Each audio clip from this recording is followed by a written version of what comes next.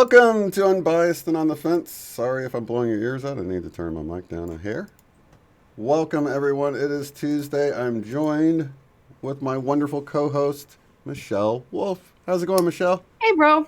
It's a rainy fall day here in Ontario. So, yeah, it's looking very fall, very dreary. But that's okay.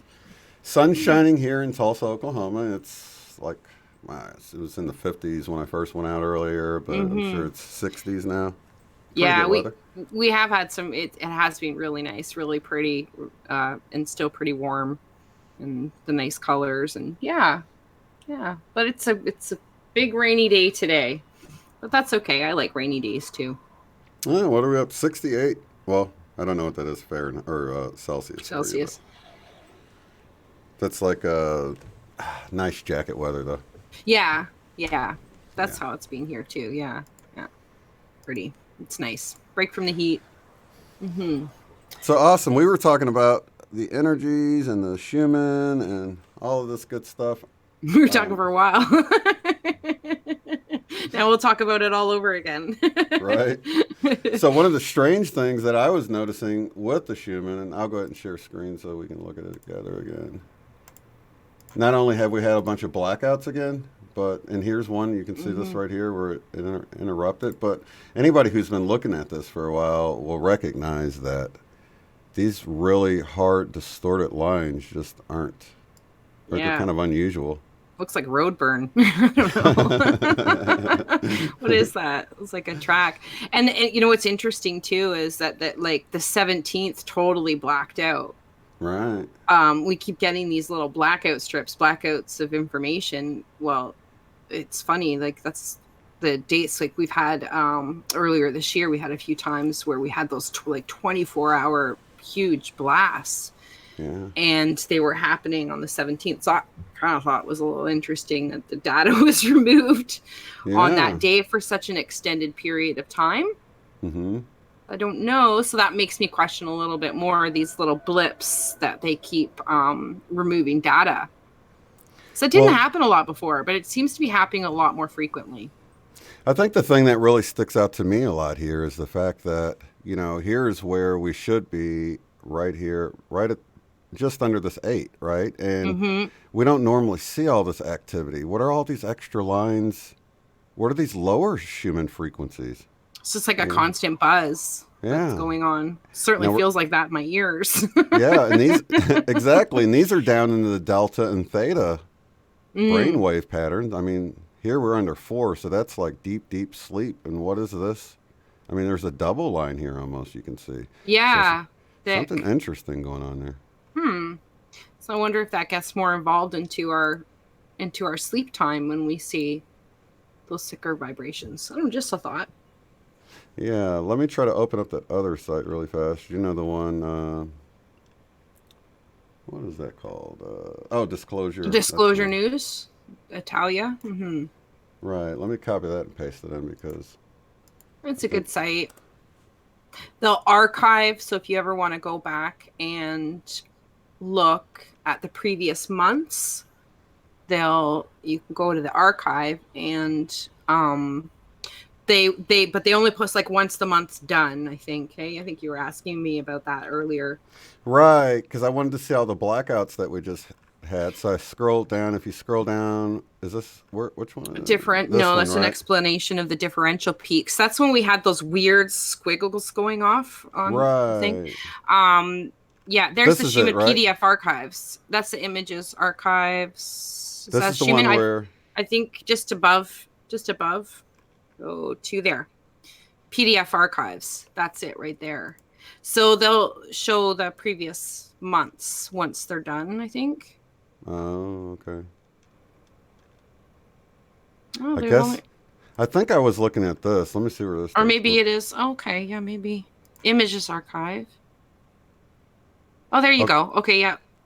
okay, so August, Yeah. Look at those August. blasts, eh? Yeah, look at this one. That looks very Yeah. unnatural. What's the date? So these say August, August, August, August. August. Yeah. How can they stop doing it? That's weird. I don't know. They're not. September. See, September should be up here, right? Yes, it should go up to September, end of September. Yeah, it only goes to. So they just Sep- totally ignored last month. I It's don't weird. know. They're a little behind. Look at that blast. That's a I pretty one. know. Yeah, it is. Mm-hmm. Tell me you don't feel that. Oh yeah, yeah, you can feel it. But I mean, all of these pulses. Like here was another one. Yeah, that's a weird one. That's a Yeah. weird one. You can see like they're different. They're not like, All right. yeah. But this is an excellent site. Was there? There was something else on this site that was pretty cool to look at. Is it this? I think it might be this. Or is it these? I think. Let me Yeah, see. Because some of a these will little bit more actually of a show you, breakdown. yeah, a little bit off of the, those other ones it goes off the chart all the time, so it's hard to tell exactly Yeah, how so far if up you it want to see goes. exactly what the peaks were, exact like what they actually went to, that will Hmm. show you, yeah, Right. the different. So it really is an excellent resource. This is also linked below, you guys. It's disclosurenews.it. And it is fun. I mean, this like we were saying, this is set back a little bit, but they have a lot Yeah. of cool information. Actually, when I was on with, okay, see this number See right that? here? That's right. Yeah, I was gonna say mention that little guy there. So So when this hits, right now that's, power at 8, like 7.83. So this is basically rounding it up a little bit, but this is like a normal mm-hmm. Schumann average, 8. Yeah. But when it gets up to 13, they'll have CC right here, which stands Oh. for conscious current or consciousness current. I can't remember which one, but we were talking about this on the, let me come back to you. We were talking about this on the, when I was on with the Divine Fire, uh, Twin Flame Divine Fire folks, and they were saying Mm-hmm. that at 13, it's right at our brainwave pattern of between alpha and beta. So beta being like, our waking time, operating, doing what you're doing throughout the day. Alpha is more like daydreamy or starting to get sleepy or Mm-hmm. whatever. But when it's at 13, you can tap in with that earth energy and fluctuate between the two because you're more intuitive if you can get into your alpha state. Right. So you can you can take that moment and just closing your eyes, they say for most people, will drop you into alpha. Just simply closing your eyes and taking a deep breath goes, and when that consciousness current or that CC 13 hertz on the Schumann is the average, it's so close to what the earth is doing that we can vibrate with it and we can fluctuate between alpha and beta more easily. Right. And the studies show that highly intelligent or highly intuitive people will actually do that naturally. They don't realize they're doing it, but when they watch their brain, they'll go into problem solving mode. Their brain will actually drop down into alpha, find the Mm-hmm. solution, which I feel like when you drop into alpha, you're more connected with the right brain, the Mm-hmm. intuition, the heart. So you're sort of looking outside yourself, out to Yeah. where all of the knowledge exists beyond what you know in your mind. Yeah. Well, that's interesting because I've seen studies as well done on the Buddhist monks when they go into a highly meditative state, and they're actually in the gamma frequencies, right? Hmm. So that's yeah. And I've heard that they'll drop so low that they actually speed up in a way, right? Yeah, So do I've they? heard that too. Yeah. That's yeah. Yeah, exactly. It's It almost like just you get the human out of the way, and then and the then it brain can excel. flips. Yeah. There's a flip. It's like an oscillation flip. Exactly. Yeah, and yeah, I think that's interesting, and and it talks about and how they tap into um that higher awareness, which has the ability to have more abundant focus, right? Larger attention span. Let's see. A gamma wave is a pattern of neural oscillations in humans with a frequency between 25 and 100. So that's a huge window. But that's, Mm-hmm. let's see, through 40 hertz is typical. Though Yeah. 40 hertz is You should go. typical. Yeah. Okay. Yeah. Creating the unity of conscious perception. Wow, that's interesting. So we can actually be That's more what they tap connected. into, that frequency. So isn't it Wow. interesting that we're getting blasts of that frequency Mm-hmm. and And we're it, gaining intuition, and it's all tied together. The evidence really is all there, it is. collectively, scientifically. Yeah. Yeah. I So, and like that's that, why so. I listen to frequencies nearly every day. Mm-hmm. Yeah. And I do think they help. They help you tap in and mhm. My Skies 5D Mike saying, laugh out loud, mandatory meditation. I, Yeah. I, I don't think it's forced, but I think you can do it with ease. And I think, if we're getting these blasts, then can we tap into what these Buddhist monks do more easily because it's sort of in the air, so to speak? And we can just take Well, a moment and try to get at the there? very least, it will allow us to um ingest the center like more Right, easily, right.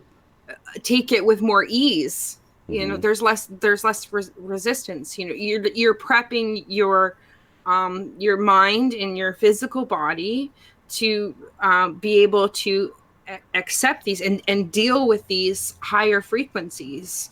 If you practice with that meditation, I think it's easier for you to navigate those waters when they kick in, and that's why you'll see people freak out, right, Right. and go into huge anxiety and go into and that's why I think it really is suggested to us through so much information about the importance of breath and meditation and that consistent centering of yourself, because it really is what will allow us to be able to take it with more ease. It's not easy, but that Integrating these energies, yeah. integrating it, Yeah. but that's key to helping do it, right?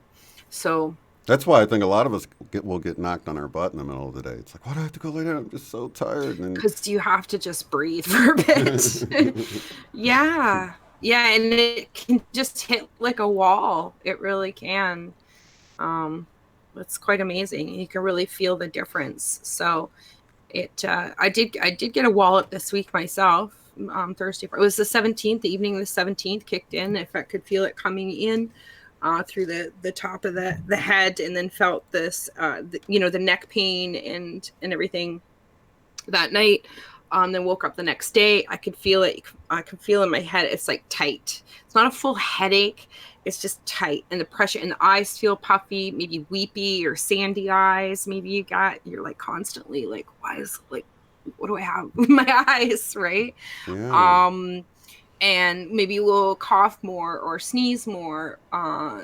Maybe feel like congestion here, and then it goes through, and then that's where I could feel more through the day. It's centered down lower where I started getting nauseous and maybe more of an anxiety feeling because of like heart palpitations. And it was literally, and I got up Friday because I'd scheduled time to talk with Travis too, and I can talk to Travis with like my pajamas on, and like I don't have to do nothing. Okay, I couldn't it was like walking into a wall, and it just hit, and I had to sleep. I felt like I could just have slept the whole day away, even though I just got up 2 hours later. I had to go back to lie down again, and then I slept for like 3 hours, and I was just wiped.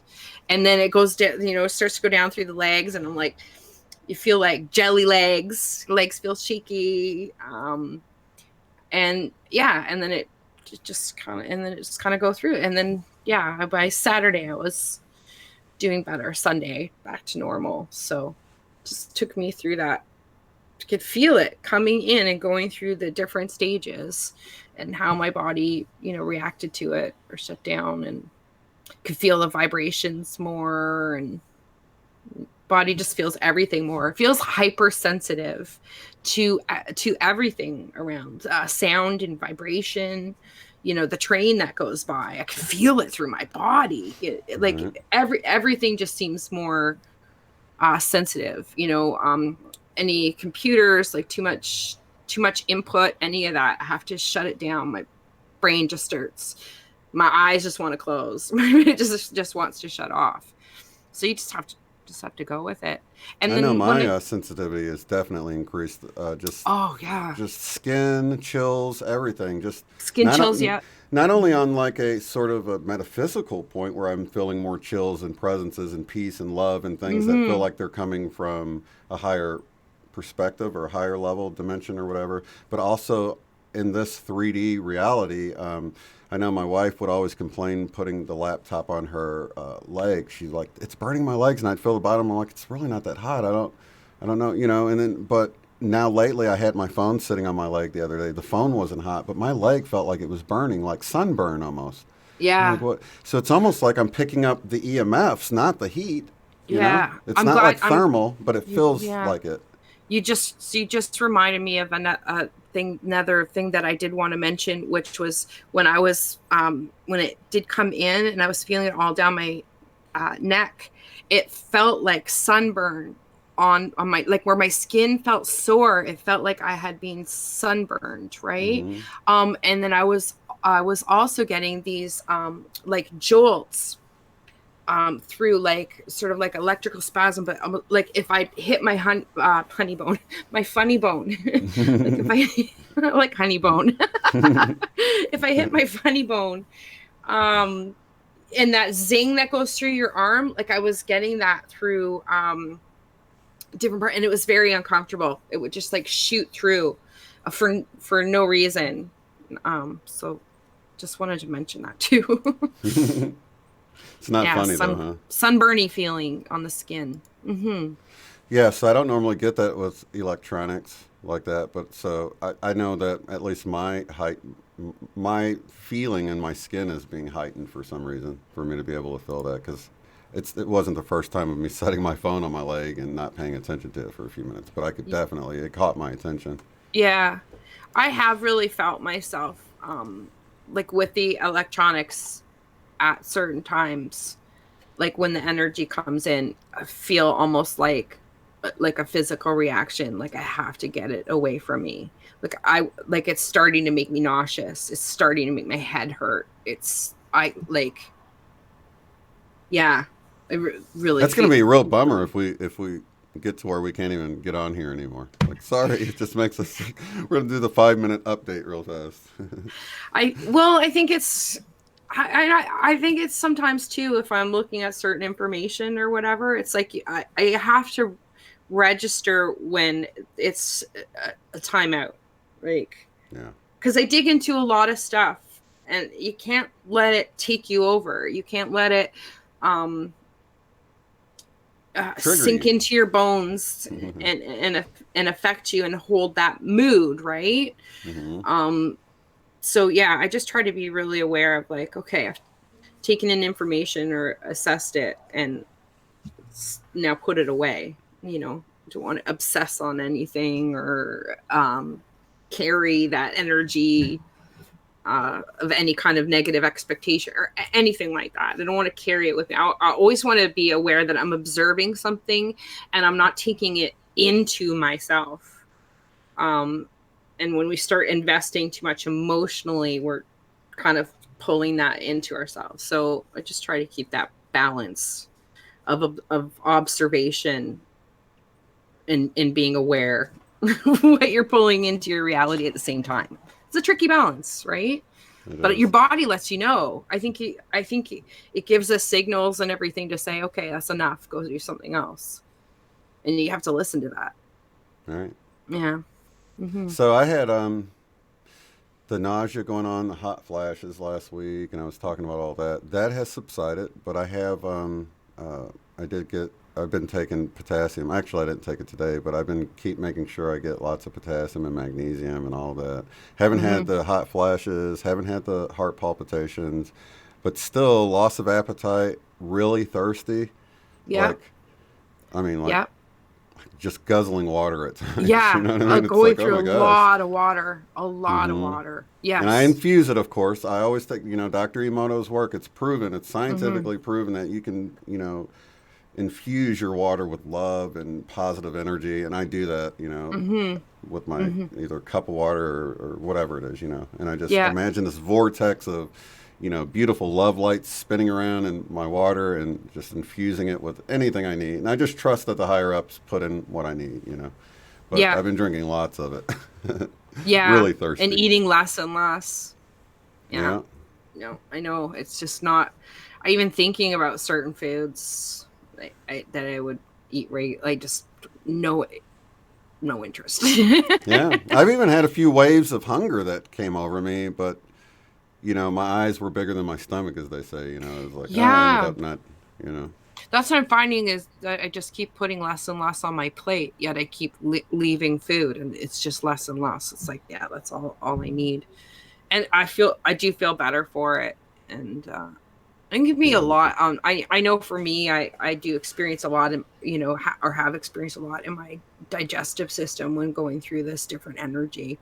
So, keeping it having to do less work when this stuff comes in, I think makes it easier. Mm-hmm. Oh, we got Todd in the chat. He came on the call Friday night, and cool. Towards the end, he was the last caller, I believe, or close to the end.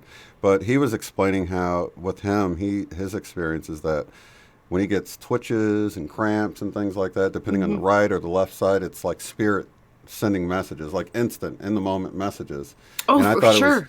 I thought it was really interesting. If you want to check that out. I did. I really found that out. Like last month, I think I told you I kept getting these muscle twitches in my in my neck.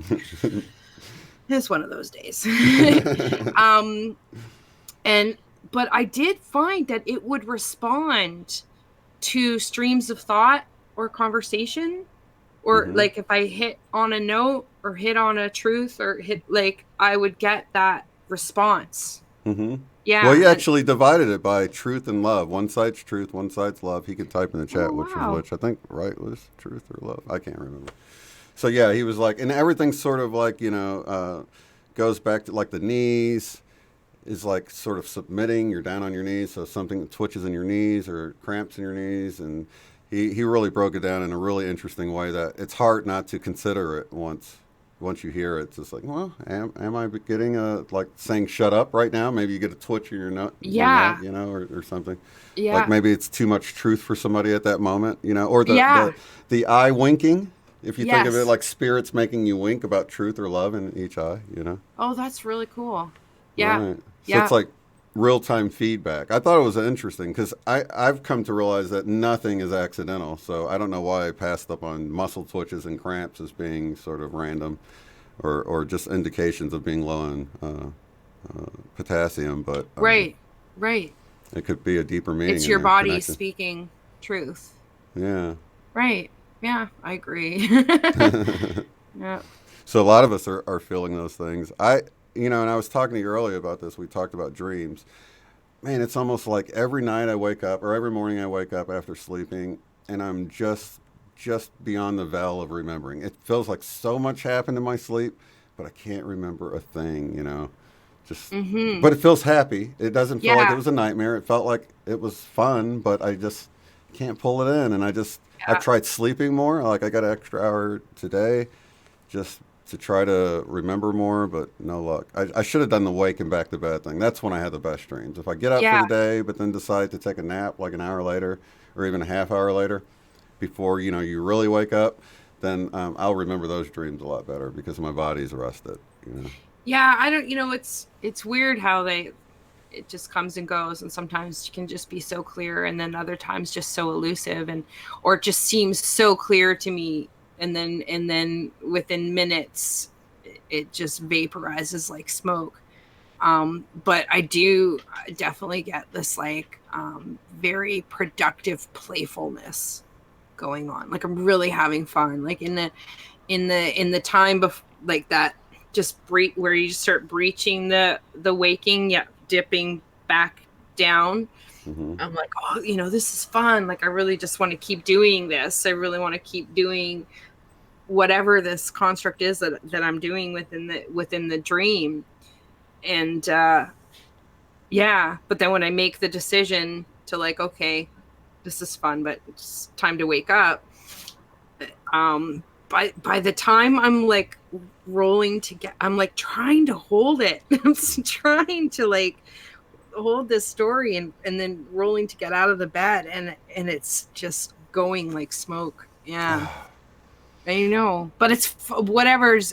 I think too there was been nothing like really specific to stand out. Like as I'm trying to carry it with me,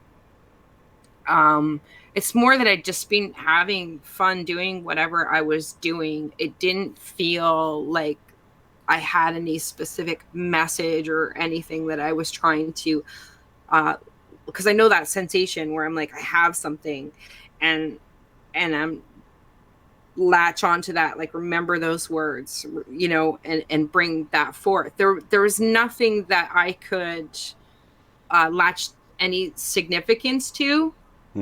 So I really felt like, okay, just nothing to bring forward specifically, but I've just been having fun. That's really all we can do, right? I don't think there's anything to worry about. Just sit back and enjoy the ride. Okay. Well, I don't, push it. I haven't been feeling that, I haven't been even feeling this like urgency to push anything, when it's time, something happens and it's like, cool. And that's great. Right. So I don't feel a need to like push, for a specific experience right now, which is good. We get what we're supposed to get when we need it. Yeah. We always have. I was just telling you, I say it all the time, though. I made it here out of complete ignorance. I have no problem moving forward. I'm right where I'm supposed to be, and I had no idea how I got here, Yeah, that was a great conversation we were talking about just before the show. And, Shane was showing me preparations for the Mandela talk that he's doing, and going back over information, and it allows you to see the process and the evolution of your own process. And it's really quite amazing. And you can easily see it's orchestrated looking back on it, because I would see all these common things that like one thing after another. It could be like I saw like a recommended video, somebody left a comment that left me that next little breadcrumb that I needed, and I thought back at how I even got that information. And you guys were pivotal in this. I want to say that those of you that sent me comments and things like that, you were listening to your guides. You were supposed to. It was all synchronistic. And looking back on it, it becomes very apparent. While you're in it, you don't realize just how it's all connected so beautifully, how all of us are connected so beautifully, and how we're giving each other little pieces that we need for our next leg of the adventure. But which I like to think of it like an adventure, because it is a lot of fun if you can remove the fear and know that you're headed in the right way, even if you don't realize it. You know what I mean? Yeah, and I think one of the things I said to you too is one of the things I realized as well in looking back at the process is that even times that I felt maybe that I had stagnated or felt like I really just want to get over this period, and why can't I, be on to this higher stage, or whatever it was, like I'm ready for that now kind of thing. And, can really look back and see that everything really was happening the way that it should, in the time that it should, to lead me where I am now. And that helps me release any urgency or question about the process of where I am right now going forward. I am where I'm supposed to be. I don't know everything. I don't have all the answers. I'm not any farther ahead than I should be, nor am I any behind. All right. We're exactly where we're supposed to be. Supposed to be. Right. And when you realize that it's like that for everyone, then you can release judgment that they're not where you're at, if they don't believe what you believe, or whatever it is that makes us feel superior at times, which is completely the ego to think. I mean, because even like I always say, it's like if you could get like a version of me at 20, 30, 40, you know, they'd all argue. Well, not the 40-year-old. The 40-year-old would look back at the 30-year-old and 20-year-old and think, you'll figure it out. You know what I mean? There's no judgment there. I thought I knew everything. There. And in the 40s, you realize, I thought I knew everything. I realized I know nothing. Nothing is what I thought it was. All of those and then I reach a point where I'm okay with that, because then you realize all these rabbit holes only distract you from the momentum you have with moving forward. Not that I don't enjoy watching, but like you were just saying a little bit ago, it's so easy to get sucked into stuff, to get triggered. And I would say if like politics trigger you, then just don't watch it. But if you feel like you've moved beyond it and you want to test the waters a little bit, see if you can watch it without getting triggered, I think that's fun, you know? Yeah. It is, you know, we can get to that point. Oh, it's good practice. I mean, we don't, I don't think you really don't want to be left to the flux of triggers of like, oh, if you get exposed to something that you don't, want to, then you can't control how that's going to make you feel. Mm-hmm. And it's all about our sovereignty. Right? It's all about keeping your sovereignty, and no one should be able to approach you. And if you're in a great mood, no one should be able to walk up to you and instantly put you in a bad mood from something that came out of their mouth. I mean, you've given that power to them to do that. You know, because you don't have to. You can just like, wow, where did that come from? And totally just not even let them into your field or not let them trigger you. Yeah, and I mean, and you can have many good buts as to why you're justified to that, having very good reason for upsetting you and all of those things, and they can be very justified. But you still have to decide, is that what you want to carry? Because then you're like playing into the role. You're playing into their role. And like, I didn't want to play that game in the first place. So why am I going to continue to play it? Right. I think a lot of people don't realize that these little sandboxes, you don't even have to play in. You can observe. You can watch the kids playing in the sandbox without even getting in there. Just observe, you know? You don't have to get in. You don't have to get down in the dirt there just because you do have a lot of good reasons to say, well, but they did this or but they did that. And yeah, all those things are wrong. And, but I mean, I've dealt with that and being, attacked from putting myself out there and whatever. Not everybody's going to like you. That's just the way it is. You can't do anything about it. Doesn't matter how good my intentions are, or it just doesn't matter. People are going to think or say or do whatever it is that they're going to do. And when it comes to, my need to defend myself or protect myself or any of those things, well, I don't want other people to think that what they're saying is true. Like, it's hard when, especially if somebody's out and out lying, right? Lying about you. It's really hard to just kind of step back and say, well, that because you want to say, well, they're lying. Well, that's my need. That's my ego's need to care about to that extent about what other people think, when you can't control it. We cannot control what other people think and say and do. You just can't. So as soon as you start to play in that need to, defend yourself and say, well, that's not the case, you're getting into the sandbox. And I never wanted to play in your damn sandbox in the first place. So you got to make the choice. It's not always easy. It's not always easy, especially when, some things are just so blatant and you're like, whoa, but you just gotta, there's nothing you can do about it. You really I was sort of told early on with this whole thing that sort of stuff I didn't need to worry about because the group was intuitive. So if someone's gossiping, or don't worry about what anybody says or thinks, because at the end of the day, the people that see you, they see your character. You know what I mean? I'm not here for those people. Right. That was another thing. I am not here for those people.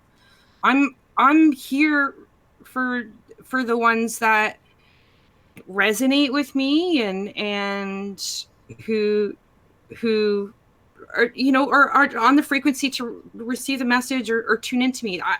Not everybody is. Not everybody is. And it's just the way it is. It's never going to be. And sometimes the more, you know, you step out, or the more that you speak your own personal truth, the more adversity you're going to find. But you can't do, you know, you can't do it for those reasons. It's not about those people. It's not about the adversity.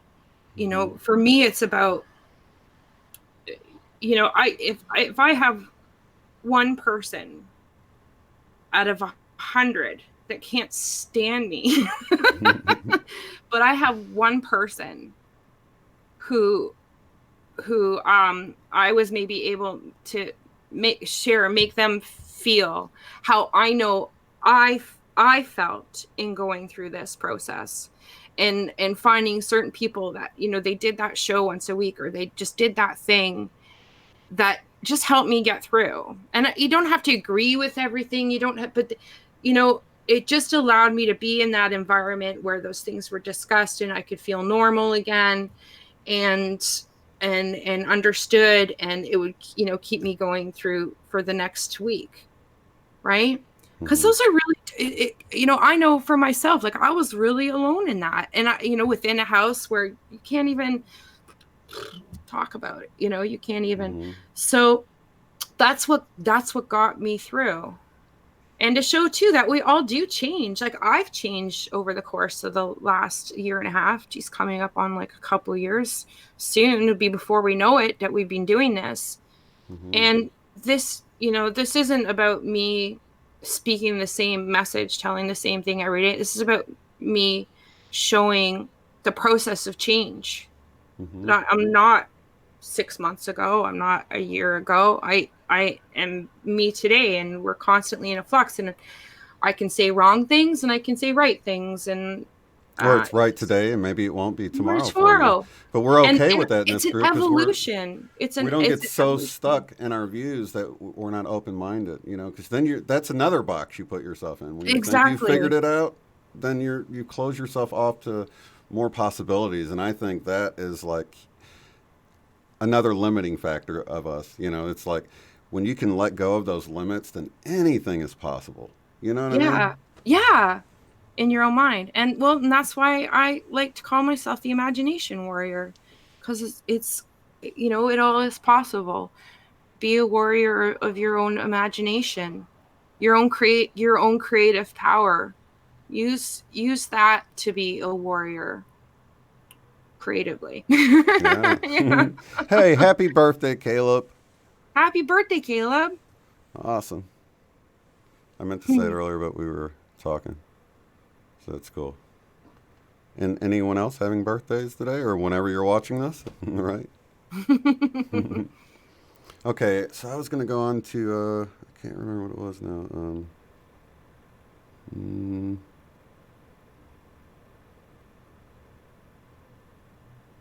Just completely drew blank. Yeah. Squirrel! What should we talk about? A squirrel? Yeah, we talked for like an hour before we did.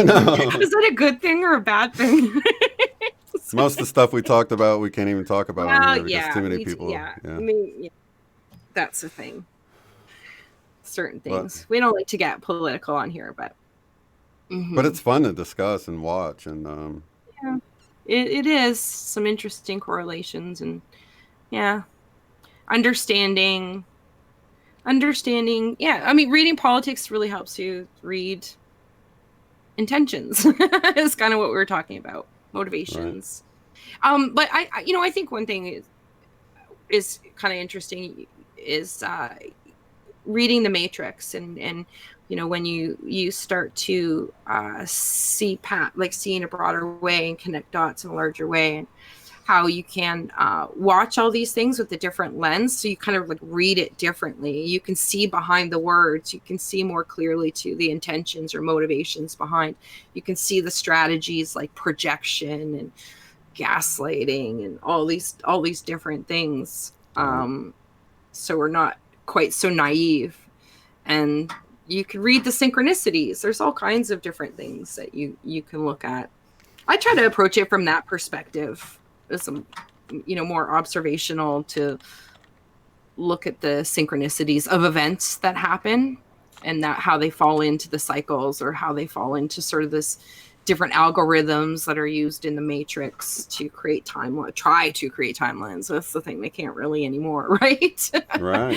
I don't have that the algorithms that they're trying to insert aren't holding. They can't hold anymore. So well, I think that ties into what we were talking about earlier, which we can discuss, is the feedback you can get from the matrix. It's almost like, you start looking for the synchronicities, then you begin to see things that are definitely not accidental. You can tell they're related to what's happening. They might not be directly related, but maybe they're a symbol of what you see happening. You're like, that's weird. And then we sort of have this tendency to place negative or positive on that. But I think sometimes it just is what it is. It's just a reflection. The matrix is reflecting back to you some of the other things going on, and it's not necessarily that it's a bad thing, or you need to feel fearful that, why am I seeing this right now? I think as our eyes begin to open, we're going to see more of this feedback from the matrix, and just see it as what it is, an indicator that it's a confirmation to maybe something else you're seeing. Yes. And not be fearful for it. Just to point out, I think one of the ways you can discern between the two and seeing events play out, discern between what are you, where you're just reading you're just reading the matrix, right? You're seeing the synchronicities, you're seeing those things line up, and then when you're seeing like an inserted algorithm, and that. They have a style. They have a method of the way that they present information. If you become familiar with a sequence or storyline, like they use the same method to present information. So you'll see key markers in where they're trying to insert that algorithm, as opposed to just reading reading the matrix and seeing the synchronicities to it. There's subtle differences. There's a channel Mom and I watch, and his name's Matt. I can't remember his last name. Oh my gosh. Matt. Where he really reads he really talks about, and he doesn't have all the answers. He doesn't know all the answers. Matt Kahn? No, not Matt Kahn. No, okay. No. This is somebody that actually reads gets into events and everything. Yell down to Mom. we watch him fairly often. He doesn't, and he does. It's not to say that he has all the answers, but he has a way of showing you and pointing out how you read this, how you read the matrix. And I think it's not that they control everything. I think we just start to pick up reading these algorithms, but you can start to see by the way that they use the media and presentation, how they present things, how they how they have the actors, crisis, different things. They have a method, a guideline of the way they introduce information to you. And I think that's an easier way to discern of where they're trying to insert an algorithm, as opposed to, am I just reading cyclical matrix. It really is kind of like that Matrix movie. Am I just reading that, or okay, here's an algorithm inserted, here's where they're trying to insert that. They present it a certain way, and they have methods that they use the same. All that's the thing, is the dogma, they just do the same thing. The projection, whatever it is that they're saying, it's always about them. It's always about them. So there's certain things, and when you start to look at it through that perspective, then you can discern a little bit more easily. That was actually one of the things we were talking about, is that you can see how many of the things that some people have been accused for, their accusers were actually guilty of it, and it's like that they're projecting that out there, and we talked about that, with a couple, if you've got a spouse that's cheating on the other spouse, then all of a sudden they're going to get jealous and start thinking their spouse is cheating on them, because Yeah. I don't know if it's the guilt, I don't know if it's the energy that they're in or whatever, but it's just this Yeah. natural tendency to sort of assume everyone's doing what you're doing in a way. So That's it. And you're being very kind to say that that's a couple. When that was, yeah, that was my personal experience. Yeah. Because I couldn't figure out where was all this jealousy coming from, right? And I think that's it. But that's it. We don't think that way. We don't you can't see, well, why are they behaving that way? Because I used to focus on the words. I used to focus on what somebody was saying to me. The words are just a distraction. It's all a sideshow. And coming to a deeper understanding, this is where you breathe and you center in, and you can start to pick up the intention of energy. So I had to learn to flip that, not listening to the words and try to read in between them and what they mean and all, where is that coming? It's to set the words aside, because they're all just a display. They're all just a control mechanism, and tune into what was the actual intention of what's motivating somebody to say what it is that they're saying. What is their motivation for doing what it is they are doing? Because that's the truth. That's where you can discern the truth. And all of a sudden you're like, whoa, right? When you see it, because we tend to focus on what somebody is telling us. And it's so clear looking, hindsight's 2020. You're like, oh, that makes a lot of sense now why this person reacted like that looking back on it. Yeah. But once you have that experience, in the moment that, oh, is this what's happening now? So it's just part of the learning and experience process that you can begin to recognize those things much earlier because you've been through them before, Yeah. Yeah. Well, I did like the example I gave you for Game. I know because you don't watch Game of Thrones, but I know that there's probably some people out there that do. And I think a great example of that is the character of Lord Baelish, the Master of Coin, right? And, one of his famous lines is chaos is a ladder, so he would construct these things to create chaos. He whisper in this ear and whisper in that ear, create he was actually he started the whole thing, the whole war and everything, by saying what he did. And he tells the truth of how he thinks to Sansa, like in the second last season, in telling her that you should always take the perspective of what is the worst reason for somebody saying and doing the things that they are, what for them saying and doing what they're doing. What is the worst motivation? What is the worst reason that they could have to do that, right? That was his philosophy. But in turn, so if you take that and understand, so he is saying that, in saying that, he is telling you exactly how he thinks, which is always the worst. So it's not about other people. It's about him. He is the one who is always doing the worst thing that you could possibly think of. It's him. Right? And that's that's the classic characteristic right there.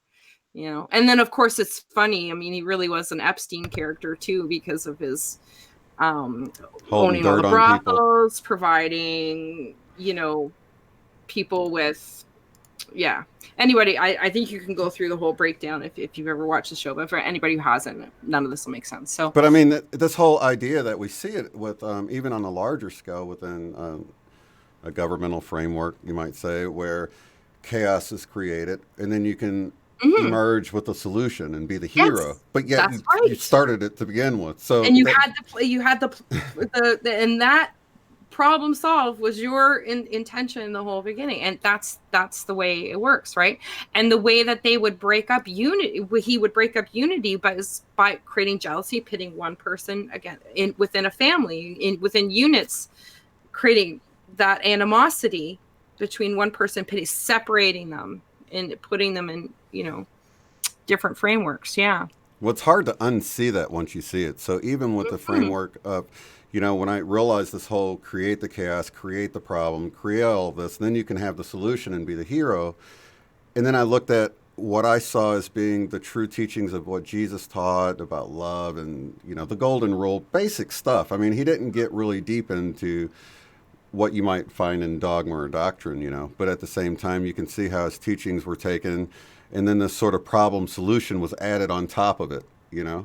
You've got a problem, we've got the solution, Yes. And then they tie it together with this awesome figure of history, Jesus, that did all these awesome miracles and stuff like that, and then sort of piggyback their agenda on top of this wonderful avatar that came to show us the way, and they just try to flip exactly what he came to do, to free us and all of this, Well, that's it. That's the tactic. So this has been going on a long time. A long time. A long time. Probably as long as humans have been here, Yeah. But I think as our discernment and intuition grow, and our telepathic ability, as these things grow, I don't think we realize the subtle ways that it allows us to start to see through these patterns, to start to see the underlying, to like intuitively sense an underlying intention, and as opposed to just listening to the words or just watching and start to perceive the underlying intention. And it's amazing what you can pick up on. You'll start, and all these mirrors will shatter. I think that's what they try to confuse with. They put all these reflection. They try to create more mirrors reflecting off each other. It's all a diversion. Right. Yeah, because they just try to reflect back to you, reflect it back to you, reflect it back. A lot of times, what you'll also see is what you might typically think of as the shell game, right? So if some information comes out that maybe they can't put a lid on it, they'll just muddy the waters, and they'll put off all this other stuff. That's sort of, different rabbit holes that, it's the shell game. So now you don't know which rabbit hole should I go in, which one of these stories that are trending right now is the right one, and which one is the lie to keep me from looking at the other one. You see, so this is a game that's being played all the time in the media, everywhere. And if you don't get sucked into it to begin with, then it won't be a distraction. You can let it play out, just observe because the truth is it always comes out, And if you're not sort of invested in one of the shells that are empty underneath, right, then you won't be surprised when it comes out. You're like, oh, that was a distraction. I'm glad I didn't waste my time there. Or I'm glad I was able to look at this because I wasn't looking at that. And, because you're just better for it, I think the other one, too, is a good thing to start to read, like when you read news titles or questions or whatever. We mentioned the question, trying to put somebody in a box by framing a question with an answer already in it, right? Which is if I were to say to you, so Shane, how long has it been since you stopped beating your wife? And then you answer, I don't beat my wife. Shane Robinson says he doesn't beat his wife. Right. Right. That's what they do. So they're putting there you go. That's putting you in that sandbox, right? They're trying to get you into that sandbox. What do you mean beat my wife? I don't beat my wife. What are you talking about? Oh, he denies it. Right. But then they've got their news cycle they can roll with, right? Yeah, now they've got a whole discussion on whether or not you beat your wife. It never crossed your mind to beat your wife. But yeah, now people are wondering. Zoe. Now people are wondering, oh, wow, What is Zoe doing there? Come here, Zoe. Visit us. All right. Sorry, guys. Out. That's everybody out.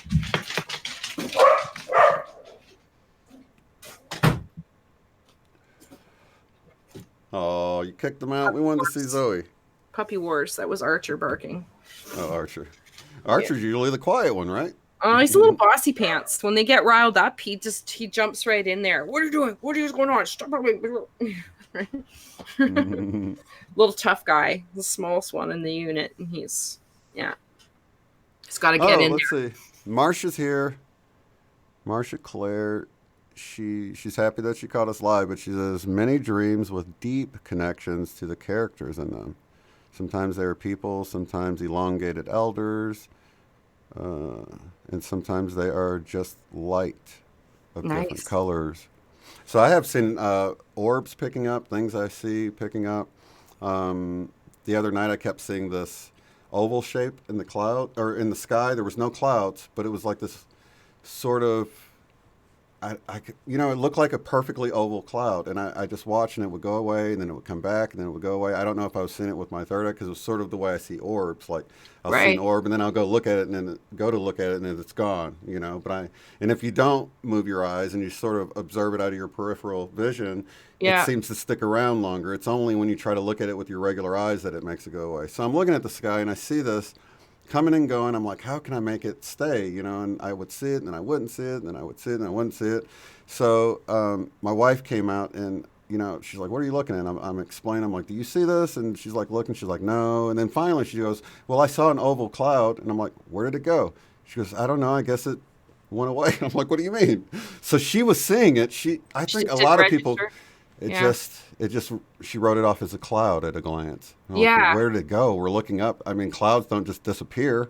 It either moves slowly or quickly or whatever, but it just doesn't, it's not there and then gone. And that's what I was experiencing. I could see it, and then I wouldn't see it, and then I would see it, and then I wouldn't. But it wasn't like my natural eyes. It was like maybe a third eye overlay or something. I really don't know. You know? And I noticed a lot of the people that had experiences with Bigfoot at ECETI saw it that way. They saw the Bigfoot with that sort of third eye view. They could see them being playful, but it wasn't with their natural eyes. So it's like, I don't know what it is. It's almost like maybe they can tap into your third eye and allow you to see them. I don't know how it works, but I know that things are ramping up, and people don't notice it because they don't think anything of it. Their brain immediately writes it off. And that goes back to the whole thing about how, when the Spanish Inquisition came in on the boats, they didn't see them because they never saw anything on the water. They never seen boats on the water. They didn't know what that looks like, an enemy coming. So the coast looks clear to them, but it's not, and so they're able to sneak right up on them because they don't know that anything could be in the water. And I think that's weird, in a way, the way the brain works that way, how it will just discard. Filter out certain information that doesn't fit. That's why being open-minded is so important. Because you immediately shut your brain off from even seeing the truth. If you're like, that's not possible, you have to believe it to see it, Yeah. You don't have to, or believe it's possible at least, Well, you don't think something is like, you go into that fear mode, right? If you go into that fear mode, it just puts up that iron wall, right? I can't view that possibility because of fear of the consequence to you, whatever it is. It goes against my worldview or whatever. Yeah. So the less, I think, the more open you are to receiving that information. It's funny though that you're talking about this too, because Travis and I were talking, and I mentioned to him that I'd be noticing a lot more stuff, like out of the corner of my eye, like really more obvious, as well as like noises, like bangs or thumps or different things, and surprising. And I haven't had this happen in ages, but a few instances where like it actually made me jump, which I don't usually react that way. So I really thought it was kind of funny that I'd had a few of those, probably about 3 times, where it was something, or I heard something, and it actually made like, whoa, what was that? And I don't usually react like that. So I kind of thought that was a little bit interesting.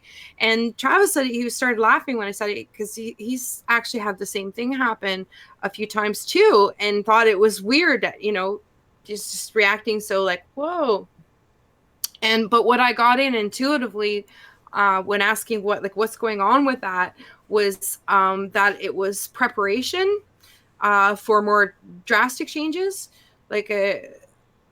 preparation for that adjustment, or to try to like handle that shock of seeing something that you're really not expecting to see. So how quickly I can recover from that. So it's like doing it in like a smaller dose and allowing that like recovery sort of thing. That's what I got.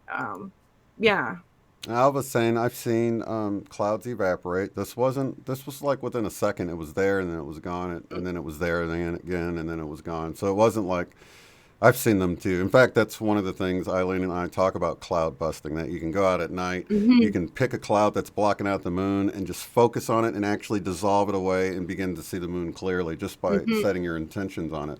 So you can actually force this sort of cloud evaporation, or cloud busting, I think Eileen calls it, very in a very real way. In fact, we're coming up on the cold season, and my bathroom gets really cold. I can turn the hot water on in there. It fills up with steam, and you can play with it. You can spin it different ways just with your intention. You can just watch it. You know, you're like, well, I made it spin this way. Maybe it just happened to spin that way, and then you'll spin it the other way. You're like, well, maybe that was, and you can do it over and over again, and you'll see that it's not just random. It's really, you're controlling it off your intention. So I don't know how it works exactly, but I know it's possible. I've done it over and over again to the point where I'm completely convinced. That's cool. You know, that it's happening. I got a story to share with you because you just reminded me. Years ago, like 20 years ago, I was living in this really old house, and there was some activity in this house that I did sense, but it wasn't too intrusive. But it was probably the house I've lived in that I was the most aware of there being other things in there. And but anyways, I was a couple of the kids were really little at the time, and we had this helium balloon, and the room, like this, it was an old house, and the sort of living room, dining room was like one big huge room, except sort of that little bit of partition that comes out around like that, right? Between the two rooms. So I was sitting in the one living room, and it was watching TV, and in the very far corner all across, and it had been there for days, was this helium balloon, and it had lost just that helium, so it was like halfway. It was just like sitting halfway up the wall. And even with the kids going in, like a bunch of their toys were around in that area, even with them playing and doing all that, this balloon had stayed there for a few days. It was all night. I was by myself. And I don't know why, but the thought occurred to me sitting there by myself that I looked at the balloon, and for some reason I thought, wouldn't that be really weird if it started moving? Like if it started moving, because weird thoughts would come to me because there was stuff that went on in that house. So I would contemplate these things, right? So I sat there, and all of a sudden the balloon started to move very, very slowly. And it literally went at about this speed, right? And it started coming across the room. Like towards you? Yes. Yeah. And I was was it one of those foil balloons? No. Oh, okay. No, okay. It wasn't even. It wasn't foil. And I was sitting like a couch at the far wall. So it was at the other end. And so when it got to like halfway in where the partition of the opening for the two rooms, I thought to myself, okay, I'll know something's really up with this if that balloon comes right to me, right? That balloon went like this across the room, but it came and then went to me, and it stopped right in front of me. And I always wondered for years, I saw some different mediums and stuff, and I'd wonder, like, who brought me the balloon? That was one question I thought, well, if I ever saw a medium and they told me who, without me even, asking, like, who brought me that balloon? But now I think about it, and it's funny because I think Mom just mentioned just last week mentioned that story, and that it wasn't anybody, it was me. Right. So that was me the whole time. Yeah. How often do we scare ourselves like this, Yeah, that it wasn't me. So yeah, I just remembered that story. It's pretty cool. We think there must be a middleman in there. Must be. And I never did, because that's the funny thing. Like when I pick up different energies in houses, like of energy of, because I could never nail down even any kind of image or anything of who this was, and and if I went into spaces where there was people who passed on or whatever. I mean, I get visual pictures of what they look. I've drawn them out, you know, like I get images with it, you know. There's a whole, but I could get nothing with this of a picture of who was bringing me this balloon. So, yeah. It's wild. So, yeah. How many things that we have, like how many of your paranormal experiences do you guys have that you can think back and at least consider, was it you doing it, you know? Yeah. Well, I think that the difference I realize is how much visual information I get when reading, when picking up on other energy. Yeah. That's around. Like I get all these pictures. I start getting all this information, right? So you end up with nothing. I think it's because it's you. Just a thought. Yeah. That's awesome. Well, I guess we can wrap this one up. It's already been over an hour. That went really quick. Fun conversation as always. And think of it earlier today. I was like, I don't know what we're going to talk about. There's always plenty to talk about. And then we started talking. I'm like, we got a lot to talk about. A lot to unpack, you know. A lot to unpack. A lot of shift to discuss. So. Lots of shift. All right, wading through the shift. What do I have? Oh, you know what? One of the speakers from the conference here, and in just a few weeks, is Lauren Pavelka, and Lauren Connell Pavelka, and she's going to be on tomorrow, guys. It's going to be special. You guys got to meet her. She's awesome. She's going to be speaking at the conference alongside me on Sunday. Great. And you guys got to get to know her. I just read her book the other day. It's awesome. She's got a lot to share, and so don't miss that. And, of course, I'll be back with Michelle next Tuesday. So lots of love. Thank you, Michelle, for being here with me. Thank you, bro. Love you. Love you all. Thank all of you guys. Love you guys. Peace. Peace. If you'd like to support the work I do, go to paypal.me/UOTF. Thanks.